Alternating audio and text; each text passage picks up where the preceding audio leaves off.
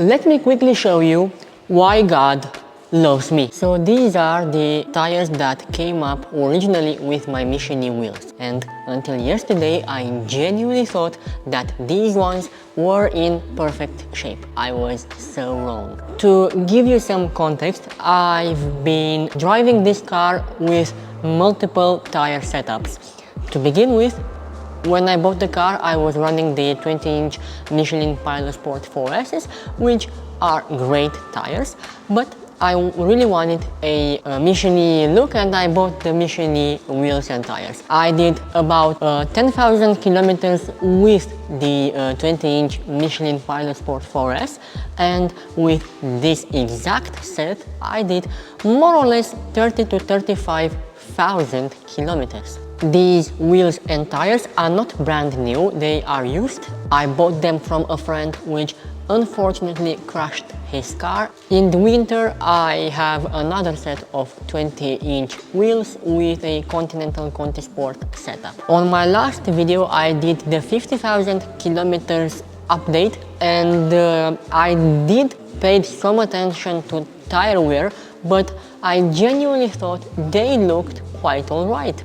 But last Sunday, I noticed that the inner part of the thread was worn out. I decided to have a look underneath the car. Don't ask me how I saw it, I just saw it. This might saved my life. And I want to put into context that I haven't been driving this car slow until I found about this. Just to mention you guys, after I found out that the actual tire is cracked, my speedo didn't reach 130 kilometers an hour. With the context out of the way, let's take a look at the wear pattern. This is the right tire and the other one is the left tire. This is the outside part and this is the inside part, okay?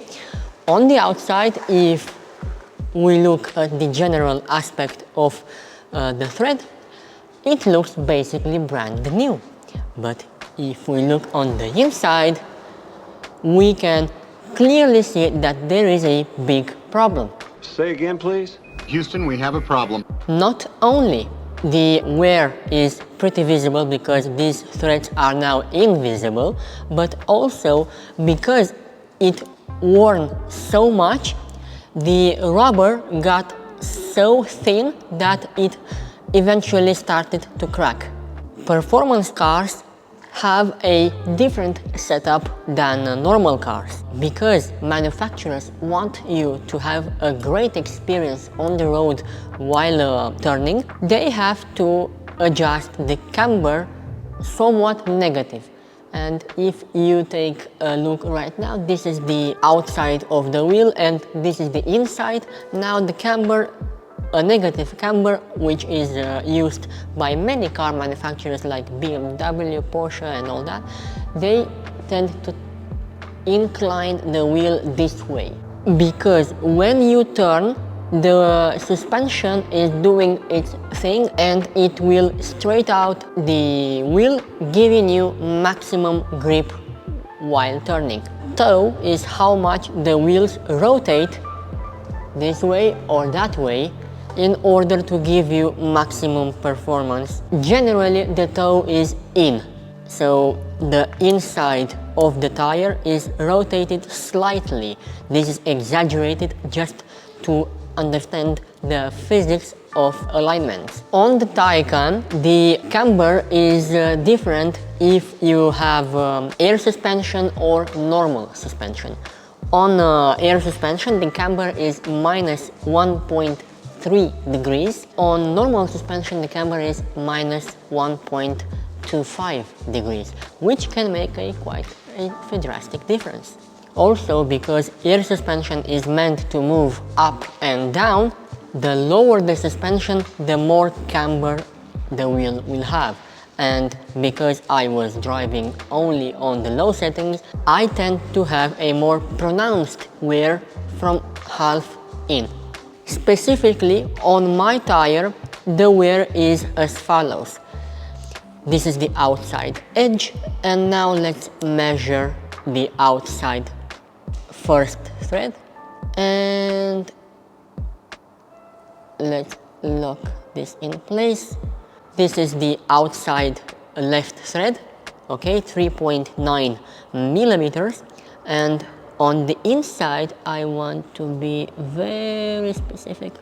On the inside, the left thread is 2.33 millimeters, which basically means that the alignment is done well if we take into consideration the car and the weight and also the performance. But on a normal car, this wouldn't be ideal. There have also been cases where from factory the alignment isn't done properly.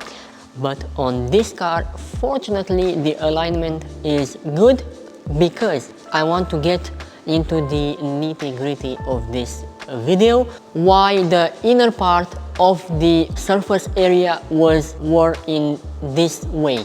And the short answer to this is low pressure, low air pressure inside, and a sporty driving habit. I did a lot of analysis and a lot of thought into that, and I realized that this part is my fault. I will explain you why. So last time I checked these tires, they were completely fine.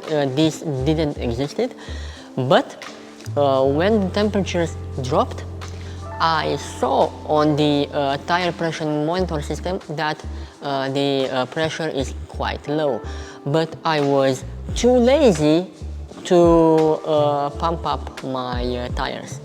So this, combined with my maniac-like driving abilities, made for this part of the tire to be the most impacted area of the tire.